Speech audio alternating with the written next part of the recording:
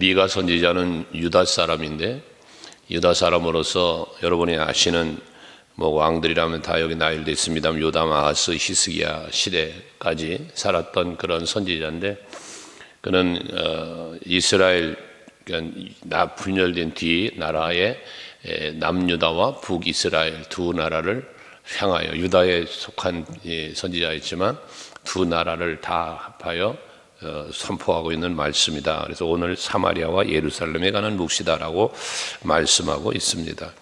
그러나 2절에 보면 백성들아 너희는 다 들을지어다 라고 했는데, 여기 말하는 모든 백성은 유다 백성이나 이스라엘 백성만 의미한다가 아니라 그 주변의 모든 민족을 다 말할 수 있다라고 하는 것이고, 땅과 거기에 있는 모든 것들아 자세히 들을지다 해서 하나님의 말씀을 유다 백성, 이스라엘 백성만이 아닌 모든 민족이 대상으로 말씀하고 있다는 것을 말합니다. 특별히 모든 것들아 자세히 들을지로다 라고 해서 하나님의 말씀을 소홀히 듣지 말고 귀 기울여 청종하라는 말씀이죠. 그러면서 주 여호와께서 너에게 대하여 증언을 하신다. 여호와께서 너에게 증언한다는 건 뭡니까? 그들의 모든 행위와 그들의 모든 모습을 다 알고 계신다는 거죠. 살피셨다는 거예요. 증언이라는 것은 내가 본 것, 내가 들은 것, 이거를 말하는 거잖아요. 그러니까 여호와께서 너희에 대하여 증언한다는 건 너희의 모든 걸 다 아신다는 거예요. 하나님이 그걸 말씀하신다는 거거든요.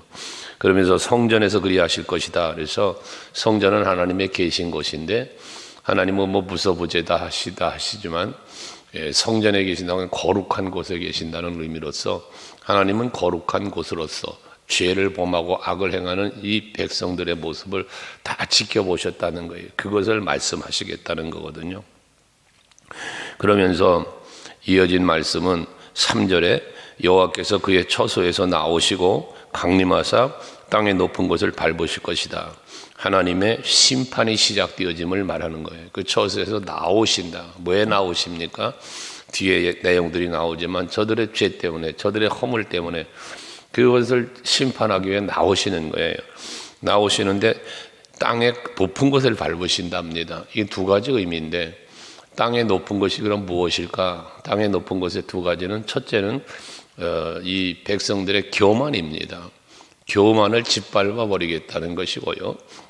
여기서 말하는 교만은 하나님의 은혜를 은혜로 알지 못하는 교만입니다. 하나님의 은혜와 사랑을 알면 그 은혜와 사랑 앞에 겸손해지게 돼 있죠.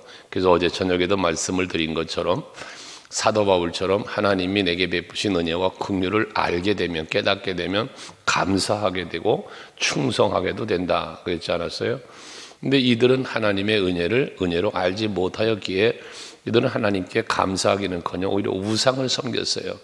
그게 교만인데, 그래서 땅의 높은 곳은 뭘 말하냐면 처소적으로 보면 우상을 숭배했던 처소를 말하는 거예요. 그들은 높은 산 꼭대기에 올라가서 우상을 만들고 절하고 그랬었으니까요.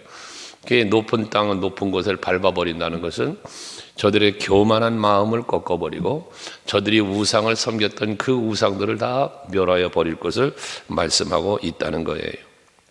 이렇게 하나님의 심판이, 하나님이 밟으신다고 했을 때 밟으심은 저들을 완전히 진멸시키는 걸 의미하니까요.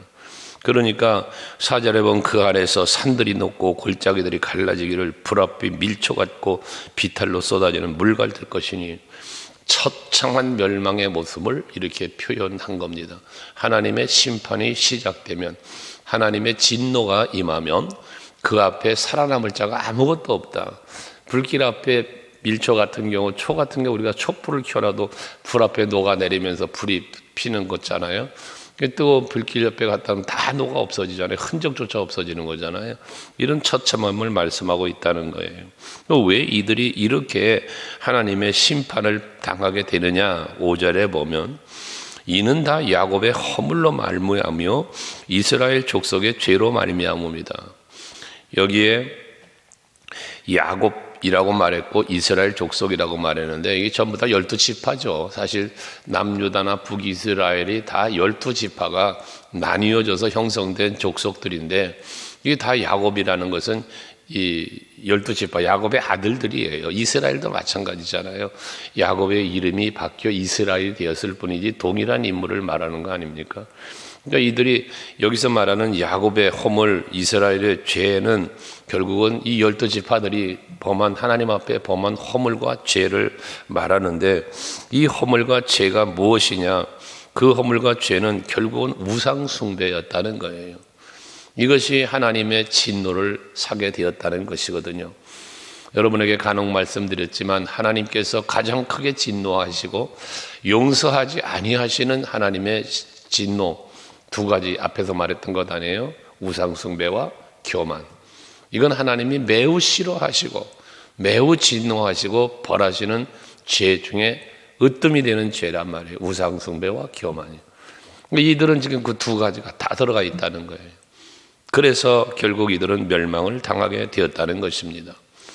여러분들도 그래서 우상을 숭배하면 안 되고 또 교만해도 안 된다는 겁니다. 성경이 우리에게 주는 교훈 아니겠습니까? 근데 바울은 우상 숭배를 어떤 형상을 만들어 놓은 우상만이 우상이 아니고 모든 탐심이 우상 숭배라고 골로새서 3장 5절에 말하지 않습니까? 여러분, 내 마음에 찾아오는 모든 욕심들, 그게 우상이라는 거예요. 왜? 하나님보다 더 사랑하니까. 여러분 마음속에 찾아오는 모든 많은 욕심들은 하나님보다 더 사랑하는 거예요. 백성들이 하나님의 은혜를 알지 못하고 교만한 이유도 받은 은혜를 모르기 때문이라고 그랬잖아요. 욕심은 왜 찾아옵니까? 내가 받은 은혜, 받은 복에 대한 헤아림이 없어요. 만족이 없어요. 감사가 없어요. 그러니까 뭐가 찾아와요? 불평이 찾아오죠. 어디서 왔어요? 불평이? 만족하지 않기 때문이거든요. 그러니까 우리는 하나님의 은혜로 예수 안에서 행복을 찾고 예수로 만족해야 되는데 그 만족을 찾질 못하는 거예요. 그걸 누리질 못하는 거예요. 그러니까 늘 불평이 나오고 그래 되는 거거든요. 그래서 그 욕심, 생기는 그 욕심이 결국 우상이 되는 거예요. 돈이 우상이 되고 자식이 우상이 되고 사업이 우상이 되고 명예와 권세가 우상이 되고 그걸 자꾸 추구하며 살다 보니 하나님과 멀어지고 하나님께 감사하지 못하며 산단 말이거든요. 그런 것들이 다 하나님의 진노의 대상이 되었다는 이야기예요. 그러니까 결국 6절 7절에도 보면 완전히 파멸되는 그 처참한 모습을 그려지고 있는데 거기 보면 내가 사마리아 들의 무더기 같게 하고 포도심은 동산 같게 하며 그 돌들을 골짜기에 쏟아내리고 기초를 드러내고 완전히 초토화되는 거 아니에요? 거기다 저들이 섬겼던 우상들에 대해서 우상들은 다 부서지고 음액의 값은 다 불살라지고 그 목상들은 다 깨뜨리리니 라고 말하죠. 다 없어요. 저들이 의지했던 것, 저들이 바랐던 것, 저들이 추구했던 즐거움 다 없어진다는 거예요. 그러면서 7절 마지막에 그가 기생의 값으로 모았은즉 그것이 기생의 값으로 돌아가리라. 여기 기생의 값이라는 게 뭡니까? 기생은 기생짓 하면서 번 돈이에요. 그러니까 어떻게 보면 수치스러운 돈이에요. 더러운 돈이라고도 표현하는 거예요. 그렇게 벌었다는 것은 뭐예요? 저들이 그만큼 행음했다는 거예요. 저들이 그만큼 타락했었다는 이야기예요. 그 타락으로 말미암아 모아뒀던 그 즐거움, 쾌락, 물질 이 모든 것들 다 그 값으로 돌아가리라. 다 쏟아져 버린다는 거죠. 헛되게 날아간다는 거예요. 그리고 주의 은혜가 없으면, 주의 보살핌이 없으면 아무리 곳간에 쌓아도 아무리 내가 명예를 추구하고 이루어도 아무것도 아닌 게 된단 말이거든요. 세상의 역사가 그것을 증명해 주고 있지 않습니까? 그렇게 아름다움을 자랑했던 클레오파트라, 그렇게 건강과 명예를 추구했던 솔로몬, 여러분 뭐 진시황, 얼마나 참 허무한 인생을 삽니까? 솔로몬 같은 경우는 그 엄청난 세상적 누림을 갖다 그 사람은 명예, 권세, 부귀, 영화 다 가졌던 사람 아닙니까? 그런데 그 모든 것을 인생의 마지막 순간에 가서 그것이 다 헛되다고 그 헛됨을 이야기하지 않았습니까? 고백하지 않았습니까? 이것처럼 우리가 하나님께서 원하시고 하나님이 기뻐하시는 삶을 살지 않고 나의 기쁨, 나의 소망 어떤 이것을 예수께 두지 않고 세상에다 두고 육신에 두고 자기 자신에게 두면 그 모든 것은 결국 헛되고 허무한 것만 남길 뿐이라는 것입니다. 결과적으로는 다 부서지고 깨뜨려지고 없어져 버리는 이런 일이 벌어진단 말이죠. 그러니까 어떻게 돼? 그 결과 다 부서지고 깨지고 없어지고 다 망해버렸으니까, 무너지고 그랬으니까 남는 것은 뭐예요? 애통함이라는 거예요. 울며 애통하고, 그 뒤에 8절 이하가 그거잖아요. 이러므로 내가 애통하며 애곡하고 벌거벗은 몸으로 행하며 들깨같이 애곡하고 타조같이 애통하리니. 여기 들깨같이 타조같이, 여러분 타조의 울음소리를 들어보셨습니까? 들깨들의 울음소리를 들어보셨습니까? 얼마나 크고 처절합니까? 그 소리들이요. 공작새 아름답죠? 그 공작새도 울음소리 한번 들으면 얼마나 크고 그러지고 시끄러워요. 그만큼 이들이 이 애통하는 소리가 그만큼 크다는 거예요. 그만큼 울부짖는 소리가 크다는 거죠. 그러면서 9절에는 또 이는 그 상처는 고칠 수가 없답니다. 애통과 수치와 벌거벗었으니까 돌이킬 수 없으니까, 고칠 수는 돌이킬 수 없는 거죠. 이런 일이 벌어진다는 거예요. 근데 이렇게 모든 것이 다 수치스럽고 애통하고 돌이킬 수 없는 상황에도 한 가지 길은 있는데, 회복될 수 있는 길이 하나 있는데, 그것은 오직 여호와께로 돌아오는 거란 말이에요. 오직 저들의 구원을 이룰 분은 하나님밖에 없단 말이에요. 그러니까 회개하고 돌아오면 되는 거거든요. 미가 선지자가 심판을 말하고 있습니다만, 선포하고 있습니다만, 심판의 선포 뒤에는 뭐가 있습니까? 회개하고 돌아오라는 거예요. 여호와께 돌아오라는 거예요. 여러분 마음이 여호와께로 돌아와야 돼요.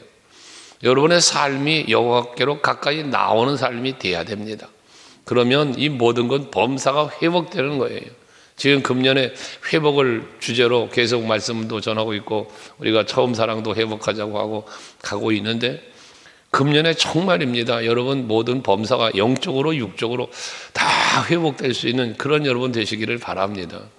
지난주일부터 부활주일까지 7주간에 걸친 완전 회복의 계획을 갖고 지금 기도하고 말씀 전하고 가고 있는 건데, 여러분들 꼭 완벽한 회복이 하나님 앞에서 이루어질 수 있기를 바랍니다.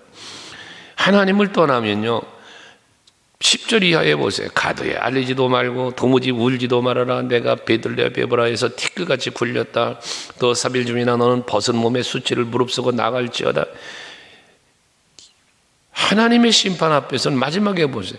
베들레셀이 애곡하면 너희에게 의지할 곳이 없게 하리라. 여기 나온 지명들은 블레셋의 수도인 가드를 이야기도 했지만, 이 남유다 지역에 있는 그 지역 지명들이거든요. 다 살기가 좋았고 뭔가 풍요로웠고, 그러면서 삶의 부족함이 없이 누렸던 그 누림의 터전의 지명들이란 말이에요. 근데 그런 곳들이 지금 다 멸망의 위기에 놓여 있는데, 어느 정도 너에게 의지할 곳이 없게 하리라. 피할 곳이 없다는 거예요. 뭘 의지할 게 없어요. 주변 나라 의지해봐야 소용없어요. 아수르가 공격할 때, 바벨론에 멸망당할 때 애굽에게 도움을 청해보았고 주변 나라의 도움을 청해보지만 그게 됩니까? 안 됐잖아요. 결국 다 멸망당했지 않았습니까? 하나님의 심판 앞에는 피할 곳이 없다는 이야기입니다. 하지만 12절에 그런 말씀이 있잖아요. 마룻 주민이 근심 중에 복을 비나 바라니 이는 재앙이 여호와께로부터 말미암아 예루살렘 성문에 임함이라. 여러분, 재앙이 여호와께로부터 왔대요.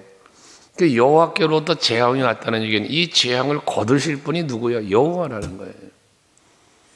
오직 유다가 구원받을 수 있는 길은 한 가지 길밖에 없다는 거지.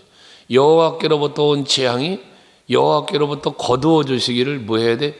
기도해야 된다는, 회개해야 된다는 것입니다. 오직 여호와 하나님만 바라볼 수 있는 길이 그 길이라는 거예요. 살 길은 오직 예수입니다. 여러분들도 오늘을 살면서 오직 예수를 바라보고 오직 예수와 동행하며 살아보십시오.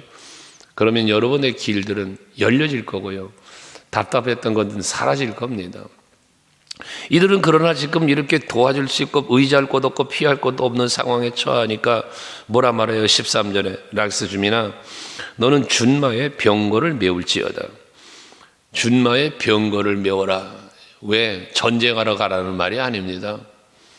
여기 전쟁이 적들의 침략에 있으니까 너희들 멸망당할 거니까 전쟁을 준비하고 싸우러 가라는 얘기가 아니에요. 이 병거의 준마를 메우라는 말은 도망갈 준비하라는 거예요. 피난 갈 준비를 하라는 것입니다. 무서운 심판이 임할 거니까 너희들은 도망가야 된다는 거예요. 저들은 시온 가스는 딸 시온의 죄의 근본이니 이는 이스라엘의 허물에서 내게 보였습니다. 여기도 마찬가지 이스라엘과 유다의 죄를 허물을 말하지 않습니까? 멸망의 원인은 그거라는 거예요. 죄와 허물 때문에. 에베소서 2장 1절에는 허물과 죄로 인하여 죽었던 너를 살렸다. 이 죽음, 사망을 말하잖아요. 사망의 원인이 어디 있다? 죄와 허물이다라는 거지. 그럼 살 길이 뭐겠어요? 그 죄와 허물을 없애는 것밖에, 죄와 허물이 내게서 떠나가는 수밖에, 살 길은 그거 하나단 말이죠. 그러면 어떻게 우리의 죄와 허물을 벗습니까? 오직 예수 보혈밖에 없습니다. 그 예수의 보혈의 은혜로만 이 죄는 씻어지는 거예요. 그래서 그 죄 씻음의 사함의 은혜를 우리는 예수 십자가 보혈로 입은 성도 아닙니까? 그래서 늘 그 은혜를 생각하며 감사하며 감격하면서 살자는 거예요. 오늘도 그 은혜 안에 여러분들이 이 아침에 건강에 잠에서 깨어나셨잖아요. 그러니 오늘 우리가 예배 가운데 이 말씀을 주시는 것도 그 은혜잖아요. 여러분들이 살아갈 때 어디를 가든지 무엇이든지 항상 그렇게 은혜를 기억하며 살자는 거예요. 그래야 여러분이 행복해진다니까요. 하나님의 은혜를 생각할 때 행복해지는 거예요. 그래서 여러분에게 늘 말하는 복은 누리는 게 중요하다고 그랬잖아요. 누림이 무엇으로 누려집니까 그랬어요? 감사로 누리는 거라니까요. 내가 감사하는 만큼 누리는 거예요. 근데 감사할 줄 모르면 누리질 못하는 거예요. 아무리 많은 복을 받으면 뭐하겠어요? 영생을 얻고 하나님의 자녀가 되고 여러분 세상이 주는 것 같지 않은 평안을 주시면 뭐합니까? 내가 누리지를 못하는데 그건 복은 받았으나 누리지 못함이거든요. 항상 여러분 오늘도 그 은혜를 기억하면서 은혜 앞에 감사하며 살아보세요. 그러면 여러분들의 마음이 평안할 거고 여러분의 삶은 행복이 넘쳐나게 될 것입니다. 이들이 이제 하나님의 도움을 찾고 하나님께로 돌아와야 되는데 이들은 뭐 합니까? 14절 이름으로 너는 가드모레셋 사람의 작별하는 예물을 줄지어다. 악십의 집들이 이스라엘 왕들을 속이리라. 이방 나라를 찾아가서 도움을 청해보고 예물을 줘봐도 소용없다는 거예요. 그들은 너희들을 돈만 받아먹고 속인다는 거죠. 도와주지 않는다는 거죠. 오직 도움은 하나님께 있습니다. 시편 46편에도 말하고 42편에도 말하지만 여호와 하나님의 도우심, 나를 도우실 하나님만 찾는다는 그 간절한 간구함이 갈망함이 사슴이 시냇물을 찾기에 갈구함처럼이라는 고백으로 나오잖아요. 너희가 힘들고 어려운 환난을 당하냐? 그러면 여호와를 찾으라는 거예요. 그럼 여호와께서 너를 거기서 건져주신다는 거죠. 이게 약속 아닙니까? 여러분들 힘든 일이 혹여라도 있다면 세상 방법 찾아다니지 말고 하나님 앞에 기도하고 하나님의 도우심을 갈망해 보세요. 거기에 반드시 돌보시는 은혜가 일어날 겁니다. 어쨌건 이들은 그걸 안 했단 말이에요. 계속 사람 방법만 찾았단 말이에요. 그러니까 16절에 너는 내 기뻐하는 자식으로 인하여 네 머리털을 깎아 대머리 같게 할지어다. 머리털을 깎고 대머리 같이 한다는 것은요, 슬픔의 상징이고요. 그리고 내 자식으로 인하여라고 한 말은 뭐냐면 내 후대 자식 때문에 슬퍼한다는 거 아니에요? 미래가 없다는 거예요. 소망이 없다는 거예요. 이게 하나님의 심판이 임하는데 하나님께로 돌아오지 않고 하나님 앞에 회개하지 않으면 소망이 다른 방법으로는 방법이 없다는 거예요. 소망이 없는 거예요. 미래가 없는 거예요. 슬픔과 애통함뿐이 없다는 거예요. 그러므로 여러분, 우리는 항상 하나님을 가까이 하는 것이 내게 복이라고 말씀하신 것처럼 하나님께로 가까이, 하나님 앞으로 더 가까이 나아가는 삶 사시기를 바라고, 늘 하나님께로 가까이 나아가 그 다음 단계가 뭐예요? 하나님과 동행하는 삶을 사는 거죠. 오늘도 한날 이른 아침 첫 시간에 예배하며 하나님과 함께하면서 가까이 나와 시작하는 이 하루가 계속해서 하나님과 동행하면서 하나님이 기뻐하심에 합당한 모습으로 살아가는 여러분들이 되셔서 그 은혜 베푸시는 은혜를 또 지속적으로 누리면서 살아가는 복된 하루가 되시기를 주의 이름으로 축원합니다.